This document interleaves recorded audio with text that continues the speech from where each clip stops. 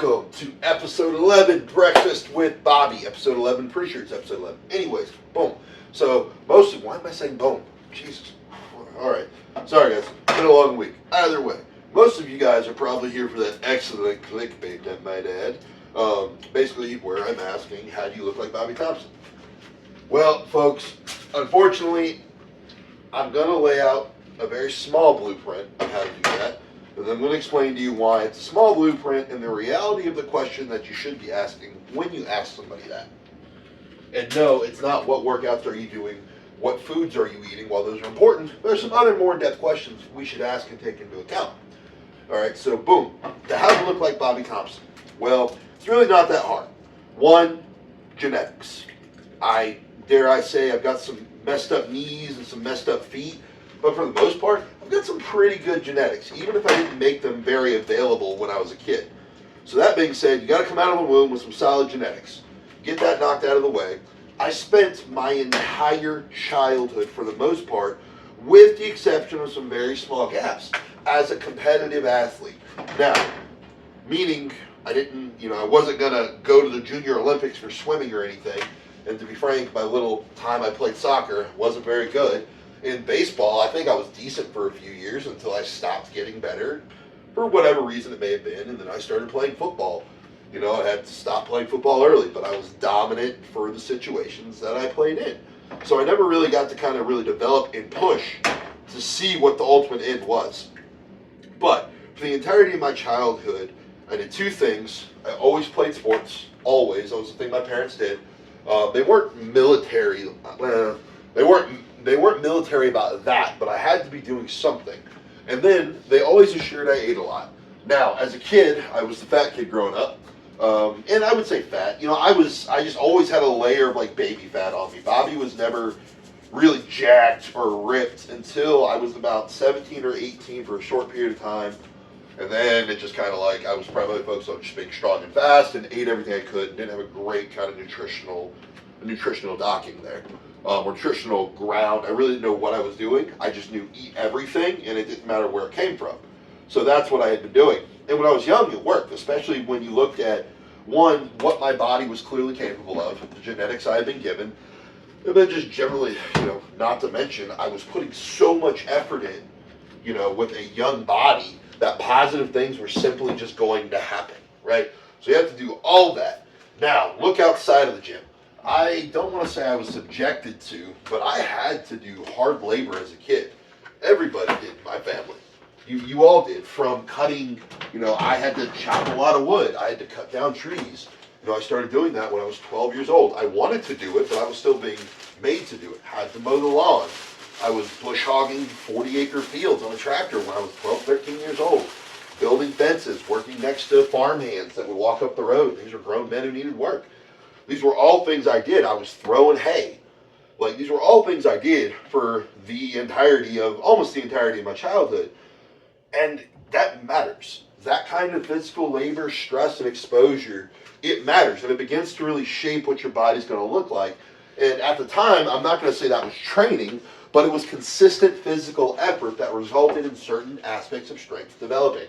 So when you look at somebody and go, oh, how do I look like Bobby Thompson and he's almost 32 years old? Well, you have to look at the 32 years I've been alive, exactly where I started and where I came.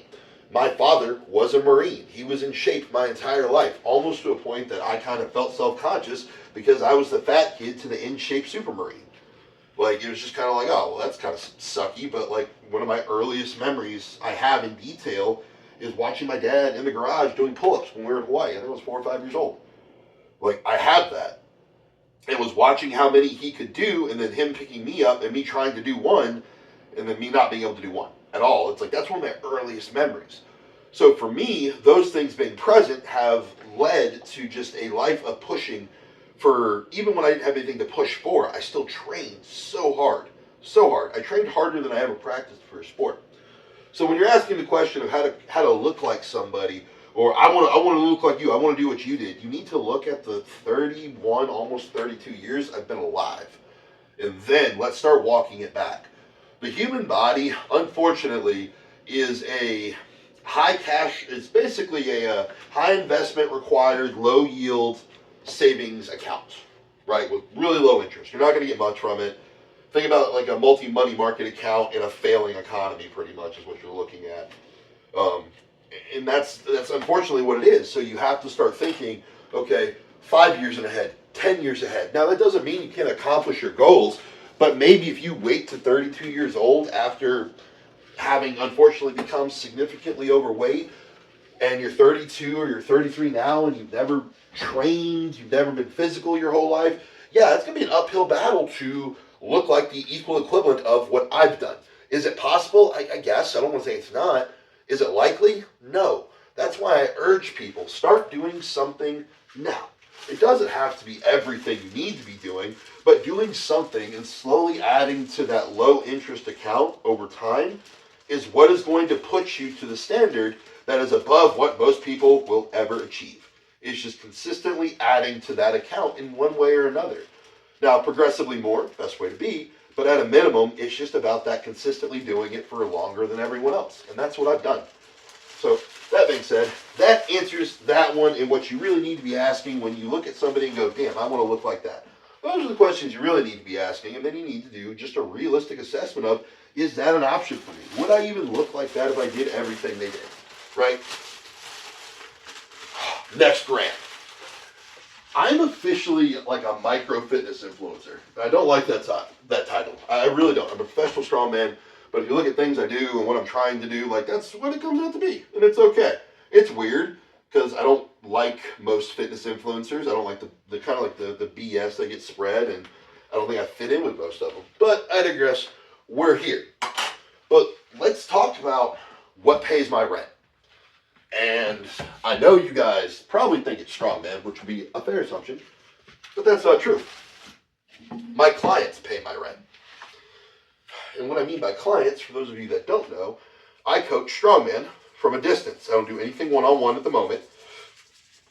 However, I have one or two clients that don't compete and don't realistically have the option to compete for a few different reasons. So what do they use me for? Well, it ended up turning into a coaching position nonetheless, even if there's not a sport to coach them in. Because what you guys need to remember is the thing that I've gotten really, really good at is this. And I've had 32 years, well, let's not say, I've had 32 years of practice of being Bobby Thompson, but I've had over a decade to absorb, do the wrong thing, figure out the life hacks that are BS, figure out the cheapest, most efficient way that I like to do something. And if you're employing a fitness specialist, and do not get me wrong, there are certain extreme degrees of fitness that you're not going to be able to enjoy the entirety of the process of. It's just not going to really be a thing. Sorry guys, we're back. Had a little bit of a tech breakdown I had to sort out real quick. My bad. Thanks for mediocre editing skills. See if we get this one spliced in there okay. But no, so where were we? God, I actually forgot what we're talking about. Oh no, so I do have a few clients who don't compete and don't compete for a few different reasons. They don't really even have a setup to really train strongman specifically. They're just interested in getting bigger in terms of muscle mass and stronger in terms of relative to their size, as well as faster. I also handle that as well. Pretty much the bigger, stronger, faster thing, bigger being in terms of muscle mass, is something I've kind of got a knack for. But what ends up being my skill set with my clients is being able to solve their daily problems, because these people are trying to maximize their physical capabilities while working a 9-to-5 job and having a family. And that comes with all sorts of problems.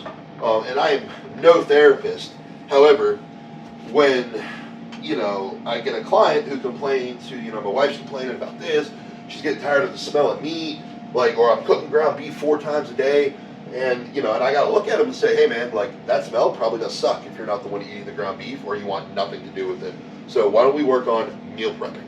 And then that's when we discuss, the response was, well, ground beef, it doesn't taste as good when you, reheat it. I was like, okay, you're right, it doesn't. And I was like, so we're gonna move over to ground chicken, okay, and we're gonna cook that, and then we're gonna add some beef tallow to it, which will moisten the meat back up, make it taste a little bit better. And it does bounce back a little bit better than ground beef does, in my opinion. To which we did, and now we don't have an issue, and he really likes the ground chicken. That's kind of a Bobby Thompson special, the ground chicken with a little bit of beef tallow. I say a Bobby Thompson special.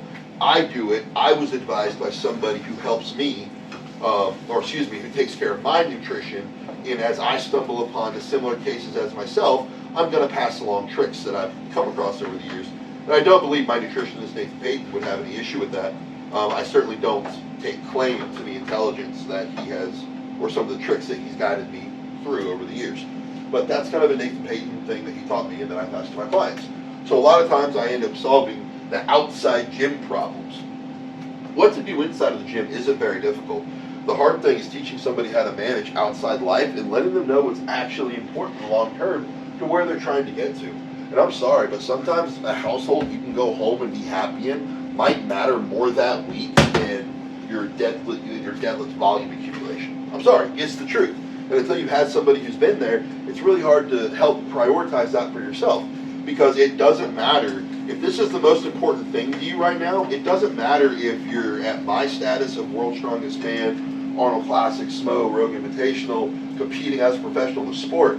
If it's the thing you've wanted the most, even if it doesn't involve a contest, it's still the same feeling. And you have to have somebody who can help you navigate that feeling and say, hey, this can actually really be detrimental to your life outside of this very thing right now. If we do this way, which may be a little less effective, you have a greater chance of actually being happy when it's over because your wife's still going to love you and your kids aren't going to hate you. Those are real things, and these are things people need to be reminded of, as well as how to solve quick meals. I really hate the way this tastes. Okay, let's look at this. Let's try this option. Giving them a tier system of options to work from. That way you minimize their chances to fail. And dieting is competing. I don't care what anybody says. Diet nutrition is a contest every single day, and you're going to get scored. And if you win, great. If you don't, well, then you need to be winning more days than you're losing. And it's not even about days. It's about months of minimizing screw-ups. It's the compounding interest. And sometimes that's not about somebody's willpower. Sometimes they don't hack themselves. They come in too hard. They come in too tough on themselves. They're looking for 0% failure out of themselves, when most people simply cannot supply that. And then you have to be able to say, hey, let's stretch this out a little bit longer, but let's actually get you there. And then you make it a little dirty. And you don't make them feel bad about it. Instead, you help them negotiate that situation and make the best choice possible. There are some times you got to lay down the law, but 9 times out of 10, it's about helping that individual get through something they already feel bad about. Hopefully that makes a little bit of sense.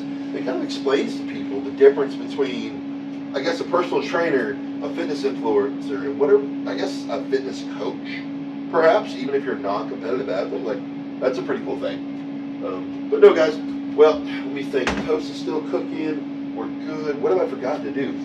Greek yogurt. Man, that's really, unfortunately, usually how that goes for Bobby Thompson. I do tend to forget things. Oh, goodness. But we are back in full swing for contests that will not be discussed at this point in time. Body is feeling good. Things are coming back. I had some issue with my hands, but hands actually starting to feel pretty good. I think I had like a small injury I picked up at the road, which doesn't surprise me because I'm old for strongman. I'm 32 going on 62. 62 is a strongman, but 32 is what's accepted human years.